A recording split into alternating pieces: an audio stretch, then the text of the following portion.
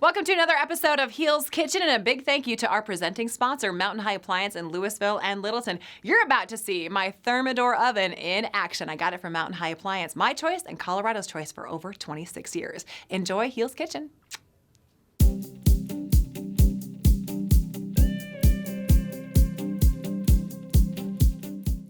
Hey you guys, it is Tracy. Welcome again to my kitchen. One of the trendiest things I've been seeing around a lot on menus is whipped ricotta. And I was like, hi, that sounds like really fancy. But it's actually super, super easy, and it really looks like it presents well. It looks fancy, but I'm gonna show you how to make it. There's so many different ways that you can do this. I'm gonna actually serve it on bread, which makes for a really great appetizer if you're having people over. So first thing I'm gonna do is start slicing some bread, and you can get any kind of like crusty bread that you want. Everyone that I know prefers ciabatta, but you can certainly do this with French bread, or you certainly can do it with like little baguettes, whatever it may be. Line them up. We're gonna brush them with a little bit of olive oil so they toast up nicely. And this just gets them nice and brown, and also it kind of like makes a crust on the bread, so when we put the ricotta on it, and some of the tomatoes and stuff, which I'll show you in a second, it doesn't penetrate the bread as much and make it soggy. I'm gonna pop these in the oven. I got it set at like 400, just for a couple minutes, just until they're nice and browned up.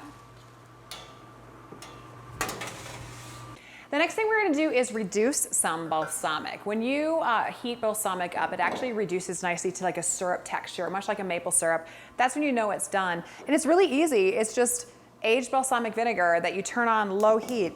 I'm gonna get it going now and keep it on really low because I'm gonna keep it heating up the entire time I'm making the other stuff. And when it's done, this is gonna be the drizzle that goes on top. All right, whipping the ricotta, this is the fun part. So you start with one container, like 15, 16 ounces of whole milk ricotta. Don't do the skim milk. We are not playing around like that, come on. Do the whole milk, it's better. And it's got kind of a gritty texture to it. Like when you think of ricotta, you think of like manicotti and stuff. When you whip it, it becomes like light and fluffy and airy. Lemon zest. And you can pretend this is like your lightsaber. So you're gonna zest one lemon right into this before we start even whipping it up. Whipping it up. Anytime you're using citrus, there's more flavor in the zest than there is the actual juice, so just kind of remember that. But stop before you get to the white stuff. That's gross. All right, that should be enough. Little pinch of salt, kind of open it up. Little tiny bit of olive oil, I'm talking like a teaspoon of olive oil. Then this is as simple as it is. We are going to fit it with a wire whip and go for like 2 minutes until you sense it's really light and airy.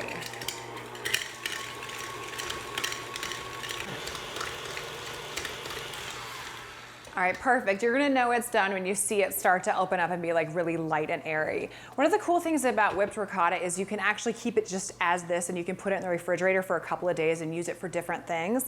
You can use it as like a veggie dip too. Sometimes it'll break a little, just re-whip it or drain some of the liquid off. But with this, we're gonna actually put it on little sandwiches right away. I can smell the balsamic and it's like really reducing nicely. The bread is out of the oven, that's nice and toasty. So the next thing I'm gonna do is cut up some tomatoes to top the arugula with when we put the whole thing together. Now I like to get the medley tomatoes just because I think it adds prettier color. And when you're using these two, cut them the long way. It just looks better. You can see all the pretty little colors from yellows to orange and the different shapes. For summertime, I think this is such a pretty thing to serve. All right, that should be enough tomatoes. I'm gonna toss the arugula with just a little bit of olive oil too, just to kind of coat it before it goes on the bread and the ricotta. It also gives it just a little bit of shine. You know, with the sweet ricotta, the lemon, we're gonna have a strong bite from the balsamic coming up, but then like arugula has that great peppery taste, so I just kind of like to give it a little mild stir with some of the olive oil. All right. See how light and airy it is? I've had this served before too, the same way with the lemon zest in it. Maybe just a little more lemon juice, but I would toast some walnuts on top of it and drizzle it with some honey, and that's super good to serve with bread just like this or some other fruits and vegetables. But for this, we're actually gonna make like little sandwiches. That'll be really fun to serve. The balsamic is done and it's actually pulled off of the heat now.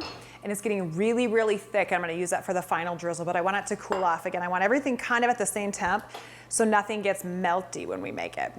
The first thing is you're taking your little bread which is so cute and so fun.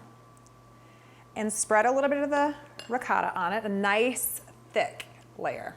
Clean hands, hit it with some arugula, and then just line it and like rotate little colors. Get really excited for pretty food. Like really excited. Final little touches, a big sprinkle. I shouldn't say big, don't go crazy. Little sprinkle of kosher salt. Ha, slippery hands. Little sprinkle of pepper to take it across the top. This is the fun part. I don't know if you can see it, but it's a really thick texture on that balsamic. That's what happens after you boil it and take it off the heat. The final thing I do is just give it a little delicate drizzle across the top. And there you go. Whipped ricotta with arugula and multicolored tomatoes. It's a fancy pants name that I just made up right now. Eat it in your mouth. All right, guys, and my tray is full, but I had one more little piece of bread, so I'm in it to win it with this thing. You can find this recipe online. It is KYGO.com.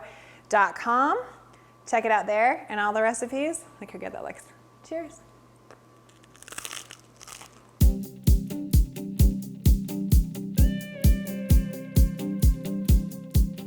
I hope you guys enjoyed and got some great ideas, and a big thank you again to Mountain High Appliance in Louisville and Littleton, our presenting sponsor. We'll see you next time on Heel's Kitchen.